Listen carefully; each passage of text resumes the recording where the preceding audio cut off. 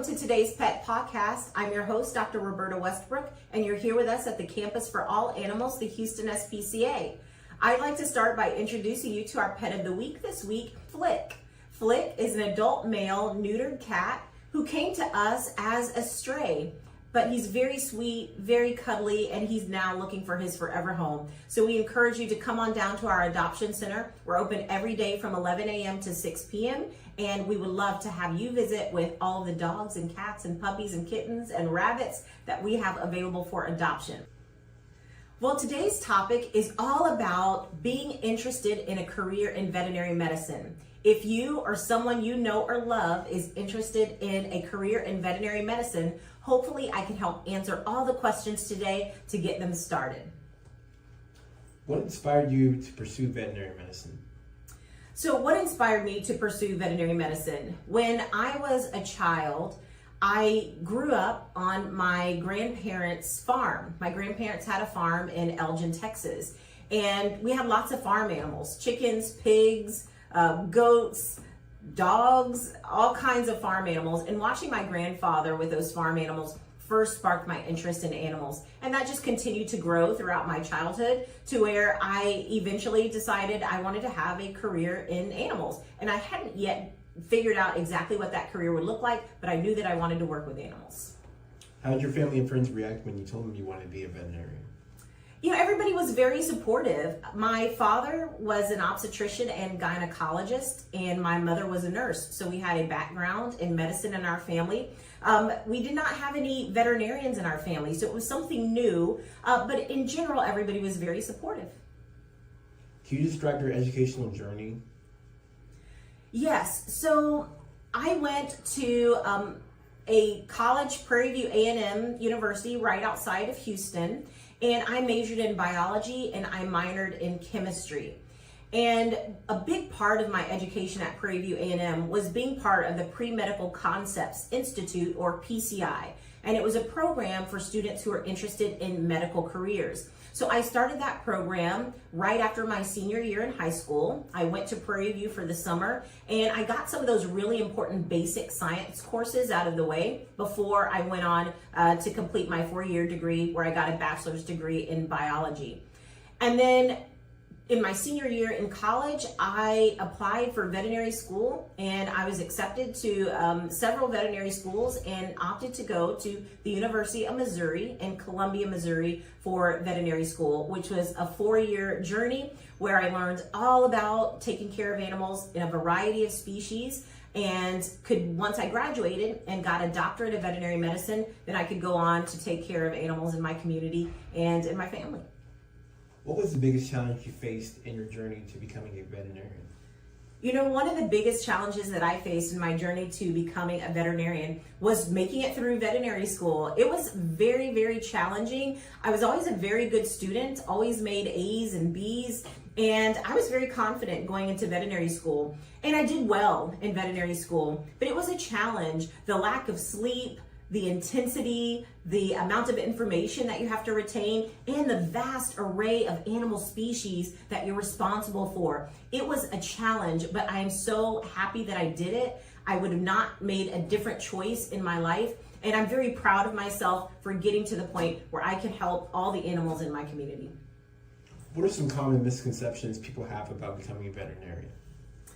There are probably several misconceptions that people have about being a veterinarian, and they may think that a lot of it is just veterinarians being able to see puppies and kittens and healthy animals all day and, you know, doing a lot of really fun things. And being a veterinarian is very fun, but there's a lot of challenging days. And those challenging days are when we have dogs and cats and other species of animals that come in that are seriously injured and ill, and working through the emotions of helping those animals, and even just working through the skill of getting them healthy can be a challenge. But it's not all fun all the time. Sometimes there are very difficult, challenging days like there are in any career, but overwhelmingly the reward is worth it.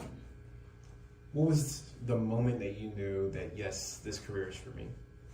You know, one of my most memorable experiences was actually in veterinary school. And I've always known, like I mentioned, since a child that I wanted to work with animals.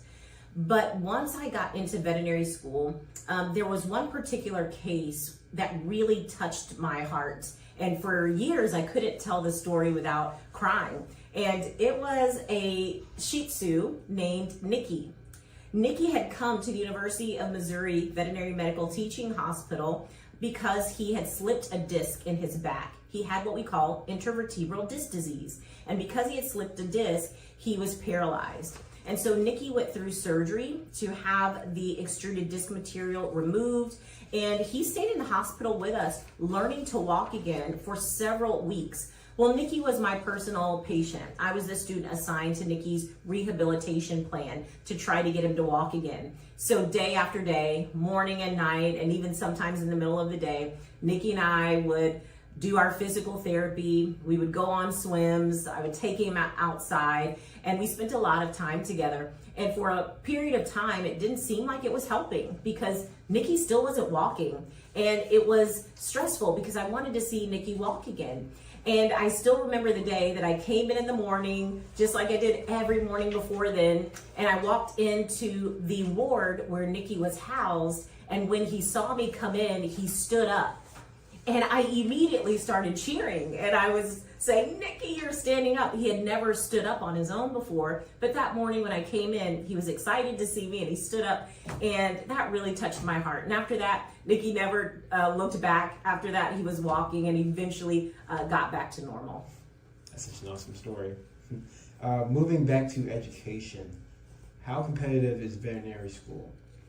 Veterinary school is very competitive, and part of that is because there are not very many veterinary schools in the United States, and even in some places outside the United States. And so the number of applicants who are applying to veterinary school is so much higher than there are seats available for those students. Generally, the acceptance rate is somewhere between 10 and 12 or 10 and 15%, which means for every 100 students who applies to veterinary school, somewhere between 10 and 12 are going to be able to get accepted. So it is very competitive, but it's not impossible.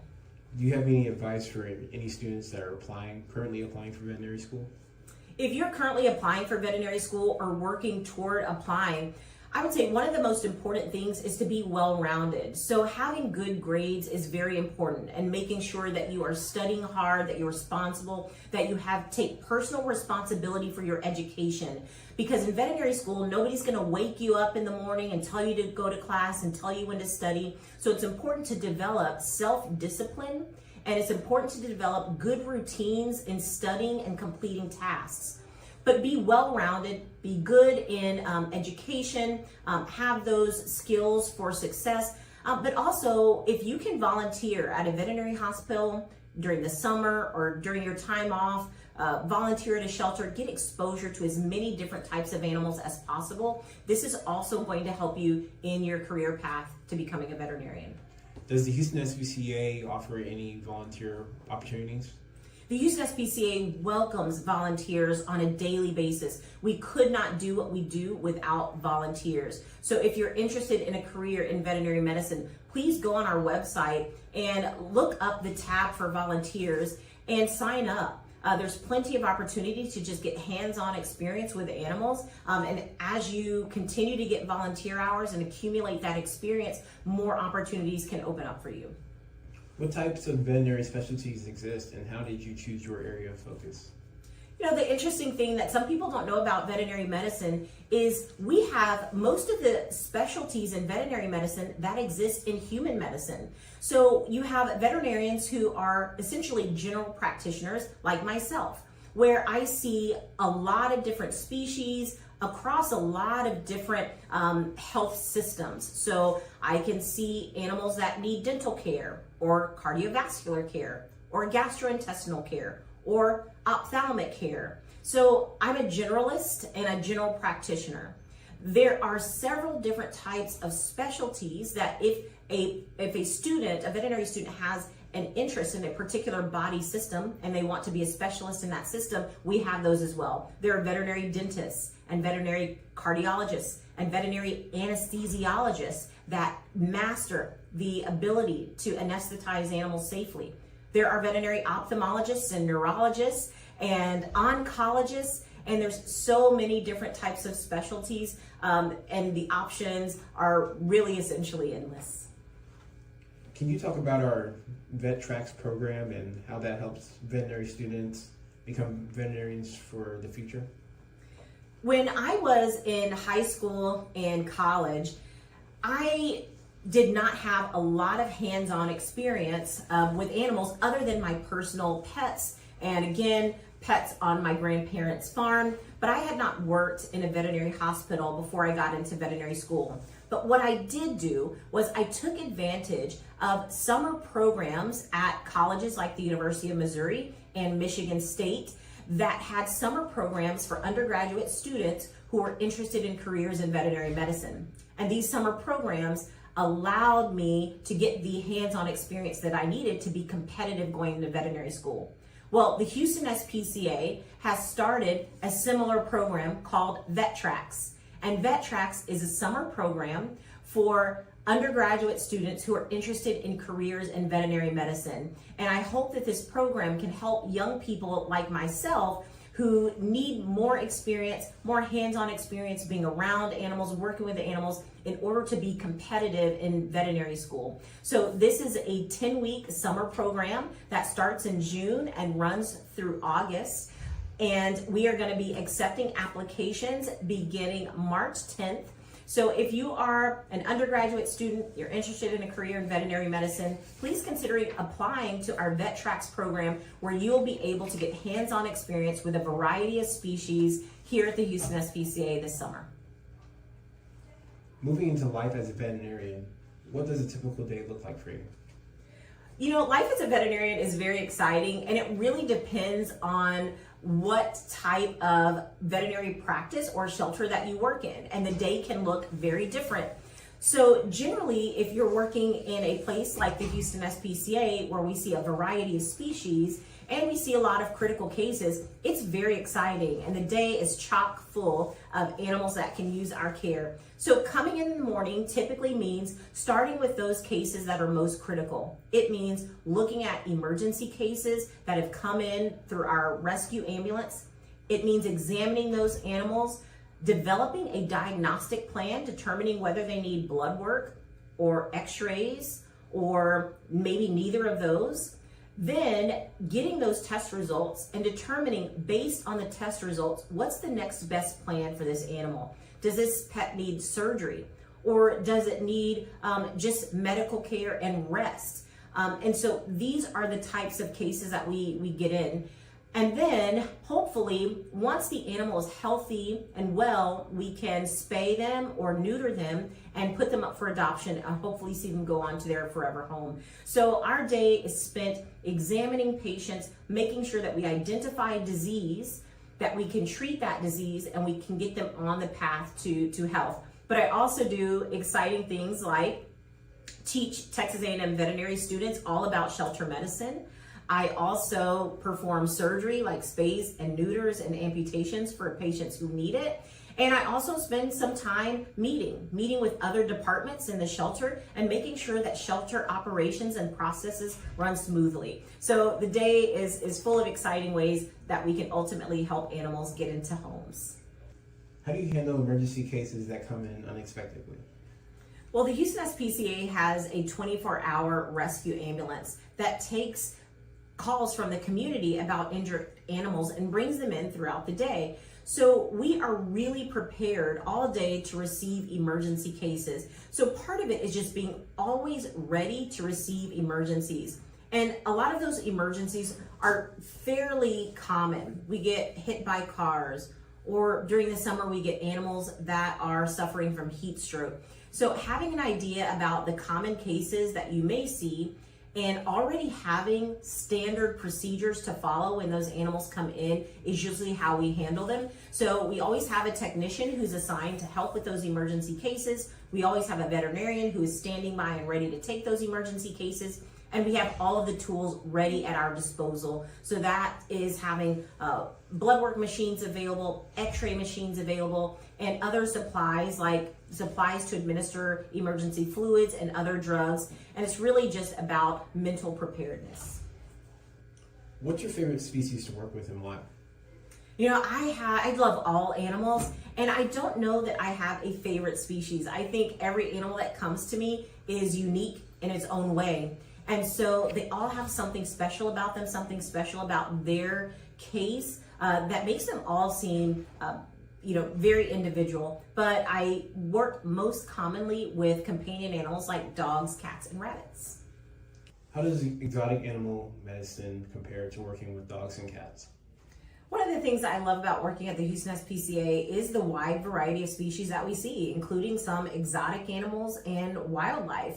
So working at the Houston SPCA, I have examined an armadillo, squirrel, opossum, a bear, a chimpanzee, a lemur, a capuchin, and even a Burmese python. So there's all kinds of animals that come to us. And the interesting thing is these species are so unique and they're uncommon. And so learning medicine to treat them really means a lot of talking to other veterinarians, doing a lot of research, and trying to find the right way to manage their health conditions in a way that's really humane for them. Because these species are so unique and so uncommon, it can be quite interesting to make sure that we treat them effectively. What skills are most important for a veterinarian to have beyond medical knowledge? One of the most important skills that veterinarians should have beyond the medical knowledge and the hands-on skills is communicating with people. As lovers of animals, our interest in veterinary medicine usually comes from our love of animals. And we all have intense love of animals. One thing that we forget about is most of the time the animals come with a person. They have an owner, someone has brought them in.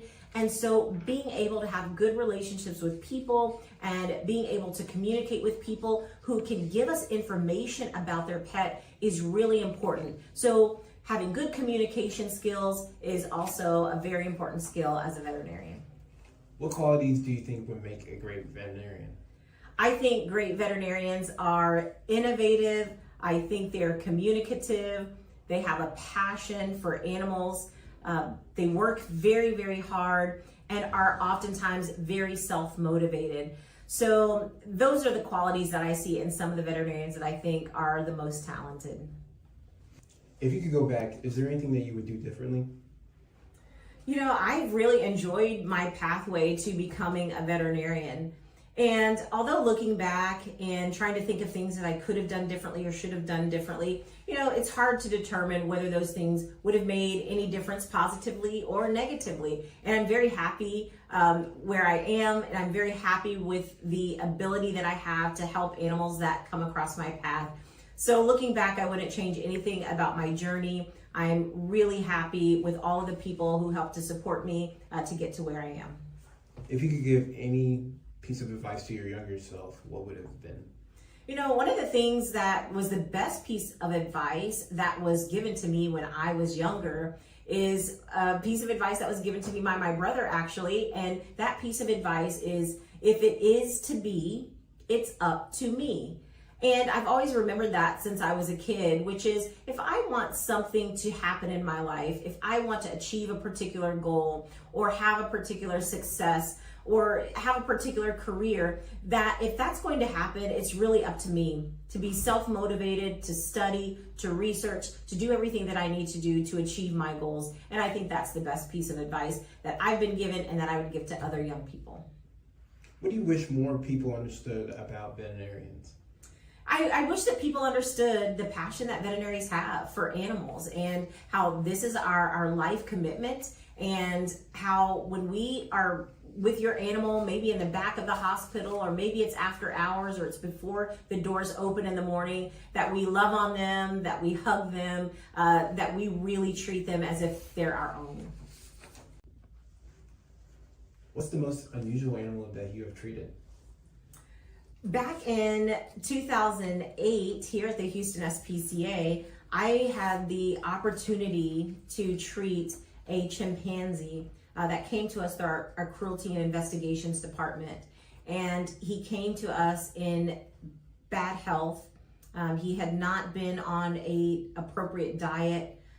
He had not been cared for well. And when he came to us, he was very weak and emaciated, but we were able to partner with the Houston Zoo, and between the Houston Zoo team and our team, we were able to get our chimpanzee healthy and on his way to living a wonderful life at Chimp Haven in Louisiana. So that's been the most exciting patient that I've had in my career, and I will always remember him. Do you have any final words of encouragement for future veterinarians?